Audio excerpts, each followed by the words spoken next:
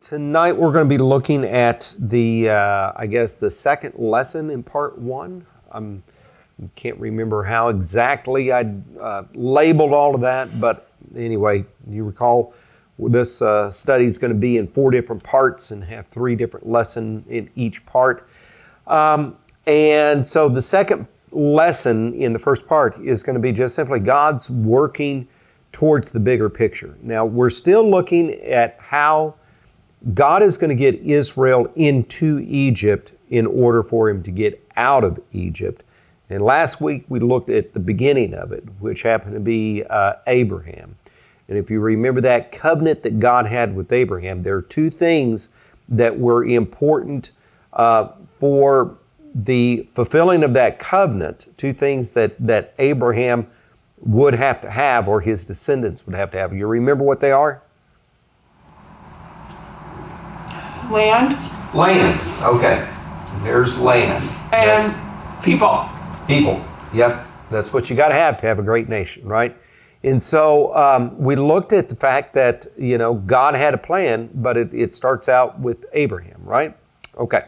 So Abraham had a son, and his son was Isaac, as we talked about last week. And so Isaac goes and he has 2 sons. Anybody know the name of those 2 sons? Jacob and Esau. Right. Jacob and Esau. Jacob and Esau were twins, but which one was born first?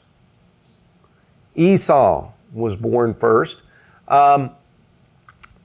Here's a trivial question for you. When Esau was born, what was Jacob doing? Holding onto his heel. Grabbing onto his heel. That's right. Okay. So there is kind of the name of Jacob. And Esau, the reason why Esau was named Esau was because, you remember some of the physical characteristics? He was hairy. He was hairy and red. Okay. And so that's Jacob and Esau right there. Jacob was kind of his mother's favorite, and Esau was his father's favorite. And Jacob and Esau were 2 brothers that really kind of had a rivalry with each other. You recall that Jacob went and stole Esau's birthright, because when Esau had come in from the fields of hunting and he didn't have anything, Jacob had prepared some lentil stew sitting there. And so he said, "Give me some of that stew. I'm famished." And you recall Jacob said, "Not unless you sell me your birthright." And so he said, "What good is that going to do me if I'm dead? Sure." Okay? Isn't that so brothers? What's that? I feel like that's just brothers. Brothers? It's very just like, I don't know what I imagine brothers acting like. But I'm so surprised that the mother encouraged that. Oh no, we're getting, that's the second part. Okay, sorry. That's the second part that the mother encouraged. Yeah. The first thing about selling birthright, we read over in the book of Hebrews that Esau despised his birthright.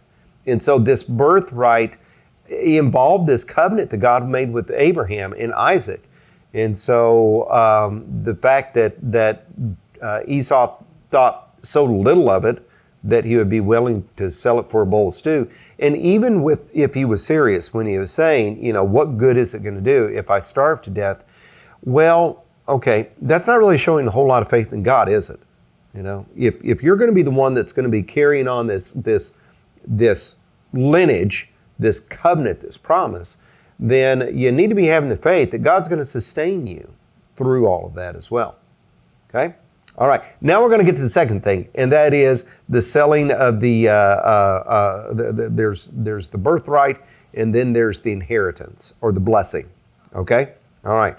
So then later on, when Isaac is getting on up in years, he's ready to give the blessing to his sons, which would kind of confer on them the inheritance of things. Now, Esau was he just was not that dedicated of a Christian. We'll put it that way. And one thing that he did that really, really did not set well with his mother and father was that he went and he got Hittite women. I mean, one of the things about Abraham and his what will be his descendants is that they needed to stay together, because if they started to intermarry with the populace at hand, then they're going to start to adopt the customs and the religions of that land. And you remember that God told Abraham that he was going to judge the people, but 430 years later, because their sins hadn't reached the measure. So if they were to take some of those things that God was going to be judging and incorporate it in their family and in their family traditions and customs, you can kind of see how that's not going to fit very well, right? And so, we're getting to the point about how Rachel went and got her son Jacob to receive the blessing instead of Esau. But that was part of the thought process of it, is, she couldn't take that her son Esau would have these Hittite women. Okay? All right. So what happens is that, if you recall, Jacob goes and Esau's out hunting his father's food. He's going to prepare his father's meal just like his father wants it. And, then Isaac is going to confer the blessing on him. So while he's out doing that, then what Rachel does is goes and takes care of all that, has him put on some animal skin, and then wear his son's or Esau's clothing so he smells like him. And so Isaac, who's blind, is not seeing that this is Esau. He's sounding like Jacob. He's confused by this, but when he goes and takes his neck and he feels the hair and he smells him, he realizes, oh, this is Esau, but it wasn't. Okay? All right. Now, how do you think Esau reacted? A little angry. Just a little bit. Just a little bit. As a matter of fact, he started to talk about killing his brother. And both Isaac and Rachel started Rebecca. Sorry. It's okay. Okay. As that was coming out of my mouth, all these times I was thinking, that's not right. It's not right. Okay, Rebecca. Where was I? Isaac and Rebecca were saying, you need to go away. You need to go to Rebecca's relatives, Laban, and live there. So this is where Jacob goes to get away from Esau. While he was there, do you remember what happened to him? Who did he marry? He married Rachel, but before he married Rachel, He got tricked into marrying Leah. He got tricked into marrying Leah, her older sister. Okay? He worked 7 years for Rachel, and, he gets his bride and then wakes up in the morning and realizes, this isn't the woman I thought I married. I'm sure that there are a lot of husbands that think that, but this is just a little bit different than that, right? Because it really wasn't. And so upset by it, he confronts Laban. Laban explains, well, in our custom, it's not right for the younger to get married ahead of the older. So if you want Rachel, just work 7 more years for me, And so, of course, he gets his bride in advance, but still has to work the 7 years. Okay? Now, if you want a clinic in dysfunctional families, it is from this point forward, no doubt. Okay? And so here is Rachel and Leah. Leah being the older one that Jacob did not bargain for. Rachel was the younger, sweet one that he really wanted. Who do you think's going to get the attention? Rachel is, right? Okay. And so who does God bless to have children? Leah. So Rachel, no children. Leah has children. And so what do you suppose is going on between these two sisters? You think brothers have rivalries? Here is all of a sudden developing a contest. I'm having more kids than you. Oh yeah?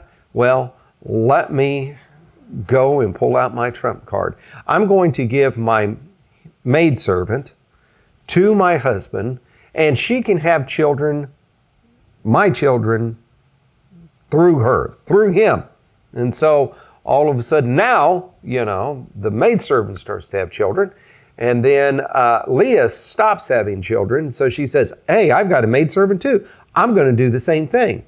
And so all of a sudden, you've got 3 different women that are having children for this one man in this big, white, happy family, right?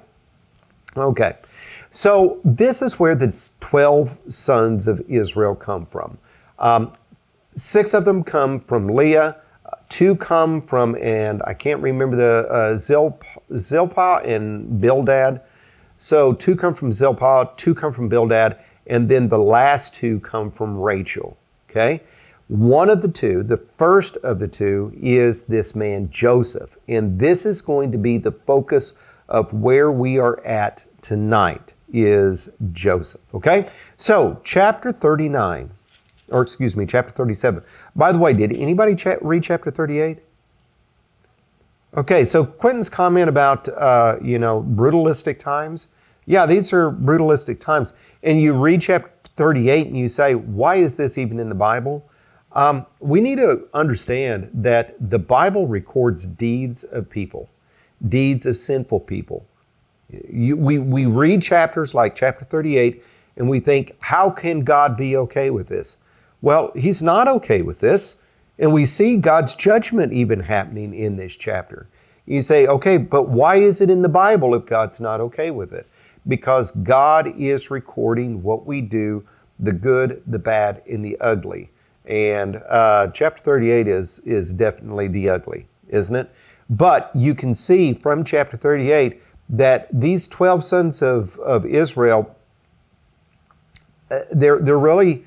You look at a dysfunctional family, and this is what you've got. Okay? All right. So, chapter 37.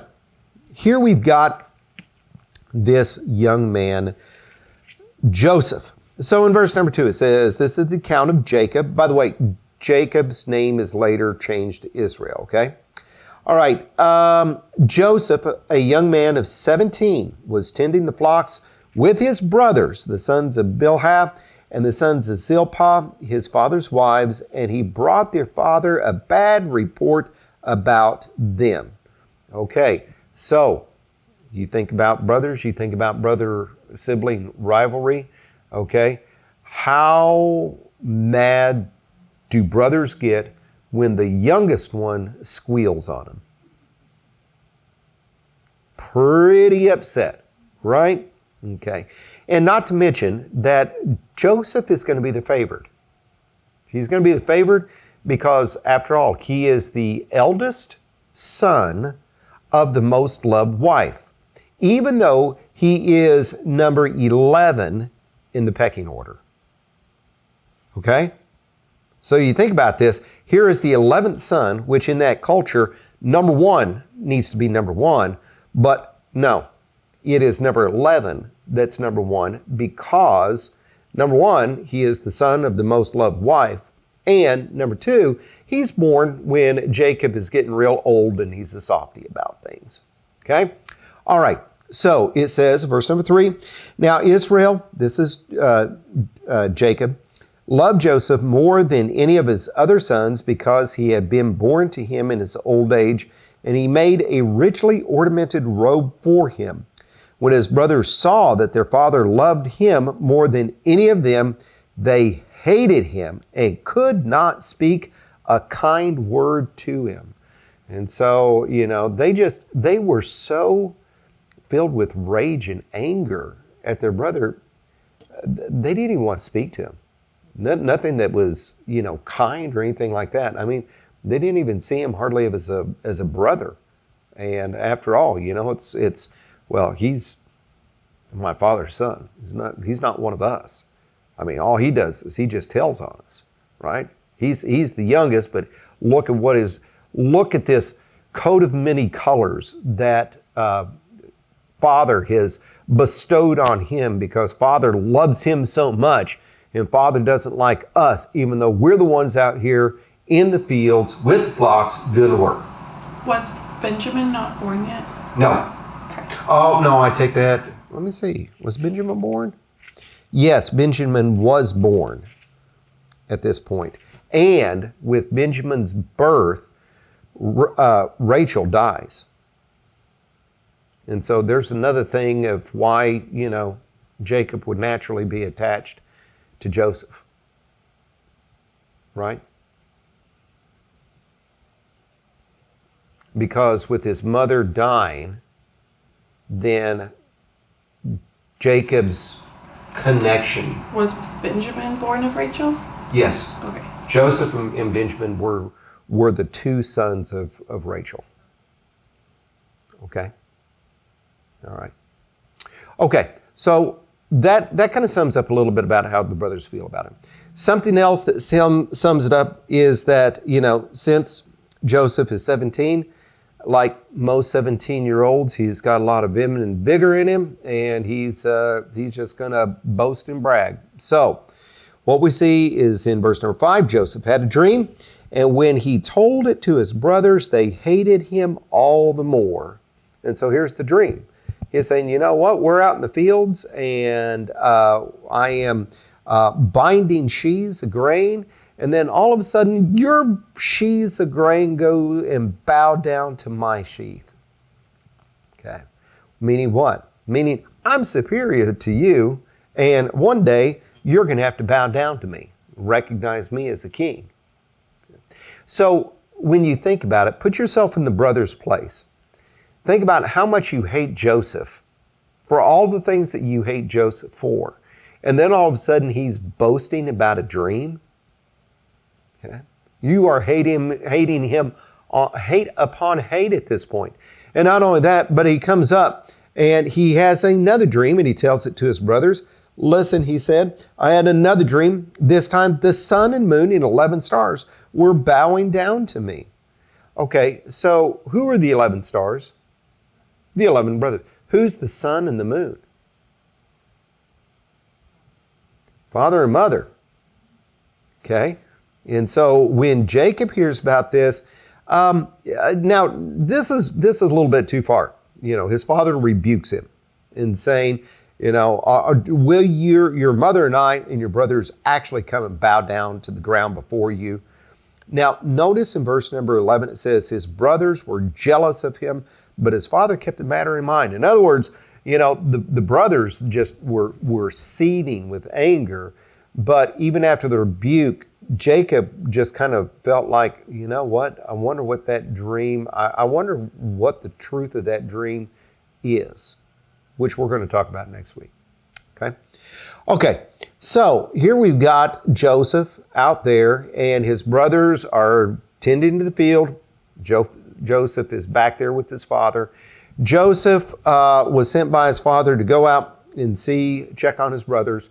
And so he goes to one place, they're not there. He goes to another place, oh, they're over there. So, he's going to find them. And as he's finding them, what we see is that the brothers see him in the distance. And so when we take a look at verse number 18, it says, but they saw him in the distance, and before they reached him, they plotted to kill him. And this is a serious plot too. Okay, this isn't just anger talking. This is really about to put plans into action. Verse number 19, it says, here comes that dreamer, they said to each other. Come out, let's kill him and throw him into one of these cisterns and say that a ferocious animal devoured him. Then we'll see what comes of his dreams. Okay, so they're thinking about the dreams. They're like, you know what, there's no way that this is going to happen. Hey, let's just kill him. If we kill him, there's no way that the dream can even be fulfilled. Okay, but what we see is that Reuben, who happens to be the eldest one, heard this, and so he decides that he wants to rescue Joseph from their hands. And so he says, no, let's not be guilty of innocent blood. Let's not do this to our brother. Throw him in the cistern, And, what his intention is that later on he's going to rescue him and he's going to bring him back to his father, because Reuben has had a falling out with his father at this point in time. And I don't know, maybe he's thinking that he can get back in good with him. I don't know. And so when Joseph came, they stripped him of his robe and he threw him into the cistern. It was empty. There was no water in it. And so they're sitting down in verse number 25 to have their meal. And then they looked up and saw a caravan of Ishmaelites coming from Gilead. Their camels were loaded with spices, balms, and myrrh, and they were on their way to Egypt. Now, Reuben is not here. Reuben is elsewhere. But Judah, and this is the same Judah that we see in chapter 38, Judah says to his brothers, what are we going to gain if we kill our brother and cover up his blood? Come, let's sell him to the Ishmaelites and not lay our hands on him. After all, he is our brother, our own flesh and blood, and his brothers agreed. And so it's kind of like, hey, you know what? How compassionate. How compassionate. We're not going to, there's no way that we can have any kind of profit from just killing him. Let's sell him. And then we can pocket the money. How nice. He's our brother after all. He's our brother after all. Okay, so that's exactly what they do. Now, what else they do, by the way, Reuben comes back and he's like, so in verse number 31, it says, they got Joseph's robe, slaughtered a goat, and dipped it in the blood. They took the ornamented robe back to the father and said, look at this very cold statement. We found this. Examine it to see whether it is your son's robe.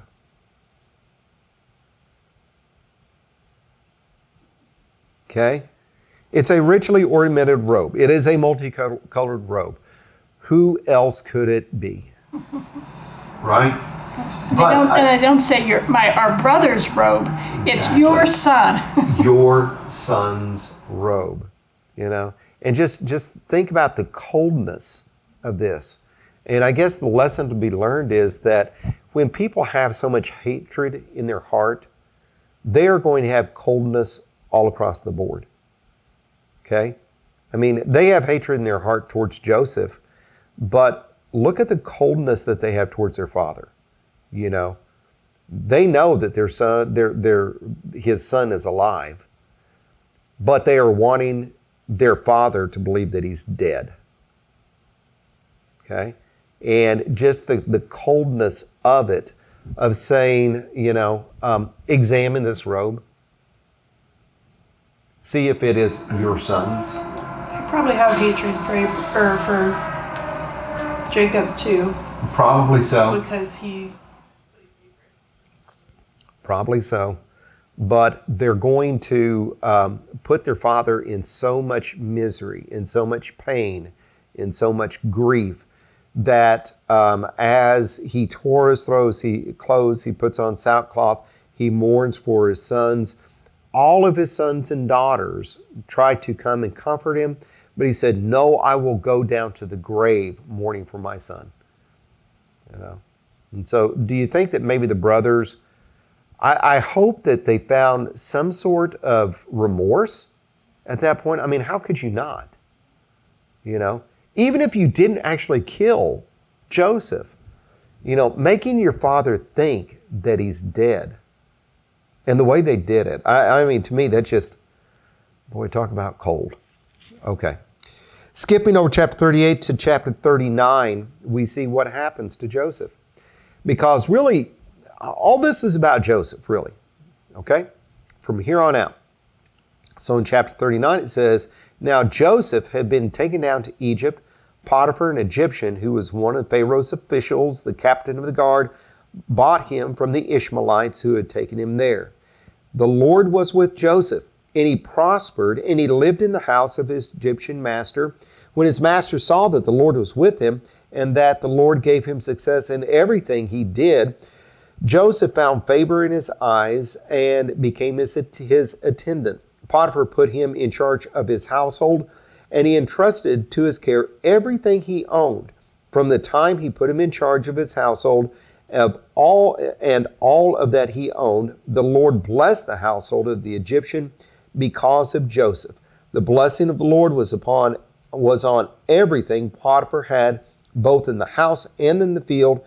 So he left Joseph's care everything he had, with Joseph in charge. He had nothing to concern himself with anything except the food he ate. Hello, golden goose. You know? He didn't do that because he believed in the Lord. He did that because he knew that Jacob was a golden goose. Well, when we see that that God was with him, you know, think pagan polytheism, okay, where God is. If it's this God, this God, this God, this God, this God, I mean, you know, your God is with you. Your God is blessing you. Your God is doing all this. Hey, I like your God. Just keep on blessing. So you know, you can see that you know, Joseph is doing okay? Question mark. Could be worse. Okay. All right, well, what happens, though, is that Potiphar's wife starts to take a liking to Joseph and starts to make advances on him, and to which Joseph constantly refuses and refuses and refuses. And once she grabs him by the cloak, and nobody was in the house, and so he just ran and, you know, left his cloak right there. And so she screamed and started to make up a story and accuse him, you know. And so not only were the brothers kind of wanting to make up stories and against Joseph, here's the wife doing the same thing. This Hebrew that you brought is coming in here to make sport of. As he came on to me, well, it was the other way around, but he came on to me and I screamed and he left his cloak. See, here's the proof. Here it is. So, who does Potiphar believe? He should have believed the golden goose, right? He believed the wife. He has Joseph thrown into prison. Okay? So, as Joseph is in prison, we see that going on into, chapter 39, and in the middle of verse number 20, it says, "But while Joseph was there in prison, the Lord was with him. He showed him kindness and granted him favor in the eyes of the prison warden." So the warden put Joseph in charge of all those who held in the prison, and he was made responsible for all that was done there. The warden paid no attention to anything under Joseph's care, because the Lord was with Joseph and gave him success in whatever he did. The golden goose just keeps on laying the eggs, right? You know, now all of a sudden it's the prison warden thinking, man, I've got a pretty cushy little job here. You know, Joseph can take care of everything. And Joseph is doing a really, really good job. I mean, things have never been better. And so I'm just going to keep on letting Joseph do what Joseph does, because the Lord's with him. And I'm just going to take things easy. Okay? So here we are, come down to chapter 40. And in chapter 40, what we see is that we've got this cupbearer and we've got a baker to Pharaoh. And both of them do something, we don't know what, but makes Pharaoh angry. And Pharaoh has them thrown into prison, and they are falling under Joseph's care. Okay? These two men both had dreams, and this dream upset them. And so as we come on down to verse number 6, it says, in chapter 40, "When Joseph came to them the next morning, he saw that they were dejected. So he asked Pharaoh's officials, who were in custody with him in his master's house, 'Why are your faces so sad today?' 'We both had dreams,' they answered, 'but there is no one to interpret them.'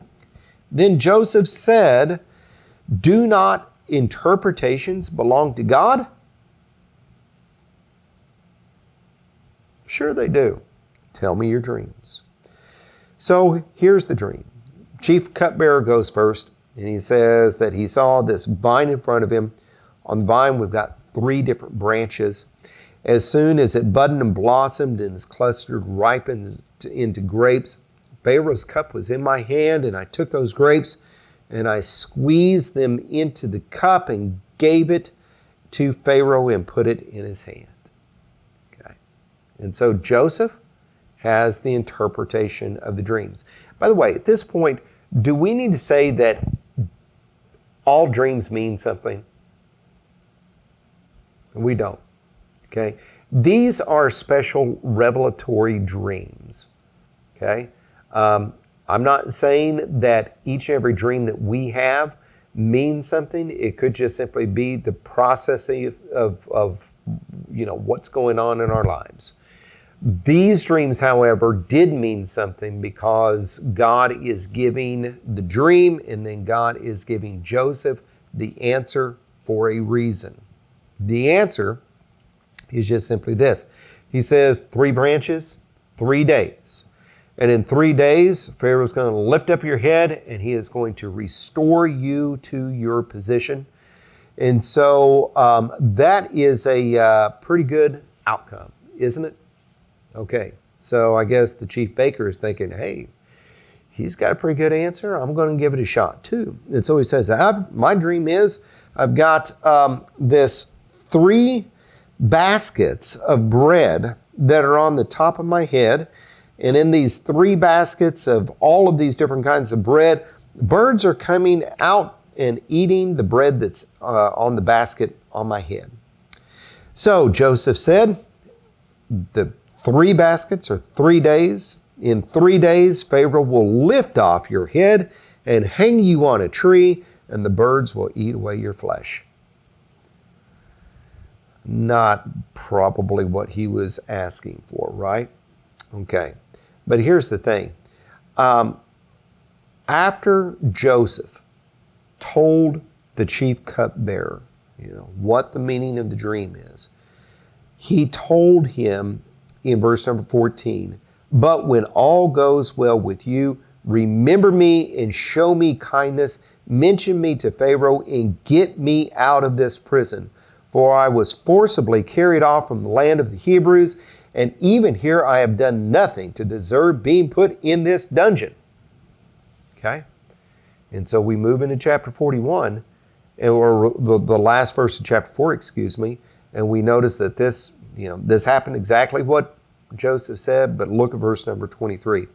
It says, the chief cupbearer, however, did not remember Joseph. He forgot him. I mean, man. He can't get a break. He just can't get a break, can he? Or can he? Okay? So what we see is that as we go into chapter 41, that we've got when 2 full years pass, okay? So 2 full years, Joseph is still in the prison. He's there unjustly. He had a way out, but the man that should be indebted to him has forgotten about him, and so he's just stuck, right? Okay? 2 full years. Pharaoh has a dream. And so he was standing by the Nile when out of the river there came up 7 cows, fat and sleek, and they grazed among the reeds. After them 7 other cows, ugly and gaunt, came up out of the Nile and stood beside those on the riverbank. And the cows that were ugly and gaunt ate up the 7 sleek, fat cows, and Pharaoh wakes up. Have you ever had dreams like that? Maybe not like this, but I mean just had a dream that was real weird and real vivid, and you just wake up? Okay. He goes back to sleep. He goes back to sleep. He has a second dream. 7 heads of grain, healthy and good, were growing on a single stalk. After them 7 other heads of grain sprouted, thin and scorched by the east wind. The thin heads of grain swallowed up the 7 healthy full heads. Then Pharaoh woke up. It had been a dream. So in the morning, he is troubled by all of this. And what does he do? He sends for the magicians and tries to get them to interpret the dreams. Pharaoh told them dreams, but nobody could interpret them for him. And so there is the man that is by Pharaoh, the chief cupbearer. Okay? And so all of a sudden he says, today I am reminded of my shortcomings. It's almost like the Lord allowed him to forget so that it could wait for this very moment, right? I am reminded of my shortcomings. Pharaoh was once angry with his servants, and he imprisoned me and the chief baker in the house of the captain of the guard. Each of us had a dream the same night, and each dream had a meaning of its own. Now a young Hebrew was there, a servant of the captain of the guard. Notice that he's describing him as a servant of the captain of the guard. He's not describing him as a prisoner. It's interesting, isn't it? Okay. Servant of the captain of the guard, we told him our dreams, and he interpreted them for us, giving each man the interpretation of his dreams. And the things turned out exactly as he interpreted them to us. I was restored to my position, and the other man was hanged. So we go back into chapter 40 and we look at these dreams that are there. And again, these are special dreams that the Lord gave for a purpose. It's not that every single dream, every single time, every single way. That's not what these are. These are there specifically to allow this man, the cupbearer, to come before the king and say, hey, Joseph. Okay? And so what does he do? He calls for Joseph. So he sends for Joseph. He quickly brings him. He shaves. He changes his clothes because, after all, the Egyptians, especially Pharaoh, is going to be a neat freak, and they're not going to allow anything that's dirty into their sight. Okay? And so Pharaoh said to Joseph, I had a dream, and no one can interpret it, but I've heard that you can interpret what you hear. When you hear a dream, you can interpret it. Joseph in verse number 16 says, I cannot do it. That is a good, refreshing, honest answer, isn't it? He says, but God will give Pharaoh the answer he desires. And so he's just like, I can't do it, God can.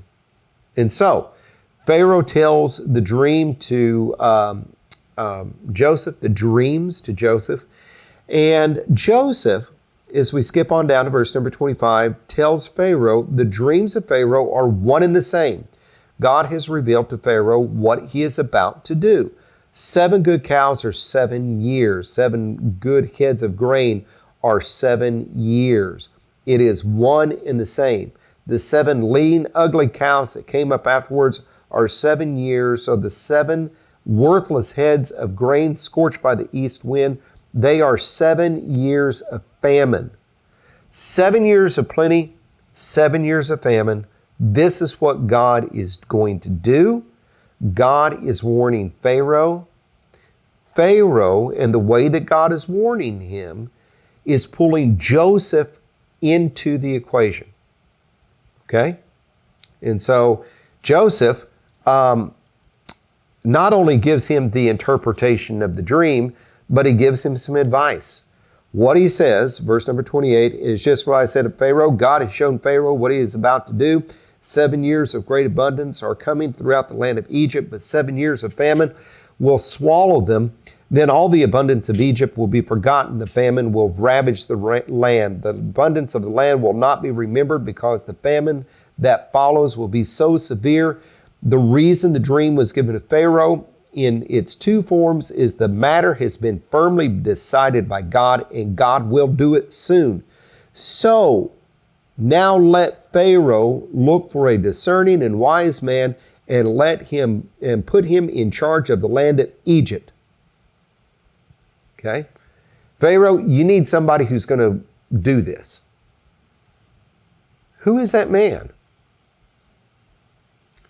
Well, the plan that Joseph lays out seemed good to Pharaoh and all to his official. So Pharaoh asked them, can we find anyone like this man in whom is the Spirit of God? Joseph, you're it. Okay? Now, looking at Joseph's life to this point, and maybe this is something for us to think about for ourselves.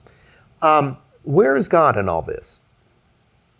Well, we look back at chapter 39, and we see that he's right there, right? In Potiphar's house, in chapter 39, verse number 2, the Lord was with Joseph. We look at chapter 39, verse number 20, it says, the Lord was with him, Joseph. So we say, okay, well, where's God in all this? Well, he's right there. He's right there with Joseph. And you look at it and go, oh yeah, the Lord is really blessing Joseph. I mean, he's blessing Joseph to the point that he's putting him all in charge of Potiphar's house. What a great place. You know, he's putting him, blessing him so much that he's in prison. He is now a servant to the captain of the guard instead of just simply being a prisoner. But when you look at it, he's still a prisoner, isn't he? And when you look at it, you see what he tells the cupbearer. He's not happy about his circumstances because he's a prisoner. He's a slave. He was taken from his fathers. You know, given the choice of being the servant of the captain of the guard or being back in his father's household, what do you think he wants to be? Back in his father. Back there. You know, being in charge of Potiphar's house or being back in his father. Where does he want to be? I think back with his father. Okay. Now, next week we're going to be looking at what God's plan is in all of this. But right now, here is a lesson that I think that we can learn, is that the Lord is with us, isn't he? Even when we look at the things that are going on and we don't necessarily like them, and they're not really right, okay? Because, I mean, when you look at Joseph, he's got a lot of injustice in his life given to him at this point, right? Sold by his brothers, accused wrongfully, forgotten, and left in prison. I mean, there is a lot there that Joseph can be very bitter about. And I don't think that Joseph was necessarily bitter, but I do think that Joseph was unhappy. He was miserable, so to speak. So sometimes when we may not be happy, sometimes when we're looking at some of the injustices that are going on in our life and, you know, everything that's like that, you know, maybe we just need to kind of remember sometimes, hey, God is still here and God is still in this and God is sustaining us to do what he wants us to do. Even though we don't see it, even though we don't realize it, and even though it's not going to be as grand of a plan as what Joseph is going to be, right? Okay, you got questions and comments on that? It's kind of like it could be better, could be worse. And Joseph hung in there, going through bad, but also thankful for the good. Yeah, we don't see what Joseph is feeling at this point. You know, I'm sure that he probably had his very dark days. I'm sure he probably had some days of faith and reckoning too, just like every one of us would have. But he did his whatever his job was, he was doing it. Exactly, and the statement of faith that he makes to Pharaoh, right? You know, I can't do it. That's actually a pretty scary thing to say to Pharaoh. Hey, I heard that you can interpret a dream. You know, if you start out by saying, I can't do it, you may not be able to get the rest of that sentence out before Pharaoh's done with you, right? Okay?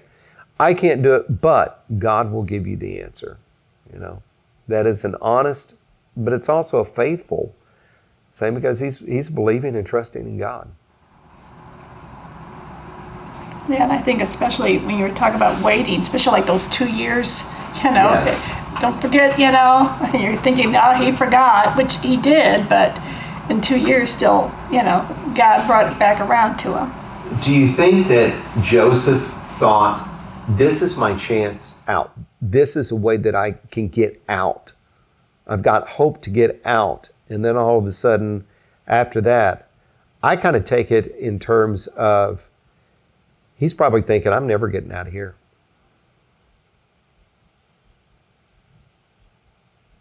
Because it's not like, he's in there on a 10-year sentence, 14-year sentence, possibility of probation. I mean, they don't do that. They'll throw you in there until they have a reason to get you out. Or the rats eat you. What's that? Or the rats eat you. Well, again, the Lord was with him, and so the rats weren't eating him because he was, put in charge of everything. So, the rats would have eaten the other people. But okay, anything else? No? Okay, well, let's pray. Dear Lord in heaven, thank you for your blessings, and thank you for being with us. Thank you for knowing us, and thank you for loving us even after you know us. Thank you for knowing our lives and having a plan and a purpose. Lord, please give us the strength that we need so that we can believe in you and trust in you. And Lord, help us to always remember that your plan and purpose for all of your children is to be with you and to rule and reign with you in your kingdom. Please be with us and help us to be servants here on this earth, and forgive us of our sins. And we ask this in Jesus' name. Amen.